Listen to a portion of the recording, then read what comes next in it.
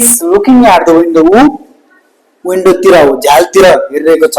We have made the best teacher, हामीले एकदमै राम्रो टिचरलाई, राम्रो शिक्षकलाई भेट्यौँ। हो यस्तो सेन्समा चाहिँ तपाईँले युज गर्न सक्नुहुन्छ A and the article.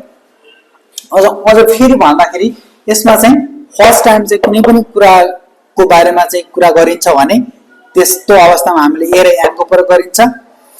And चाहिँ कुनै पनि कुराहरू भवेल साउन्डको अगाडि चाहिँ युज हुन्छ। त्यसै गरी चाहिँ हामी युज अफ दको पनि हामीले युज गर्यौँ। जस्तै एउटा डेफिनेट कुनै पनि ठोकुवा कुराहरू हैन, ठोकुवा गर्ने कुराहरू, एकदम एक्ज्याक्ट कुराहरूको लागि हैन, स्पेसिफिक कुराहरूको लागि चाहिँ हामीले दको प्रयोग गर्ने गर्छौँ।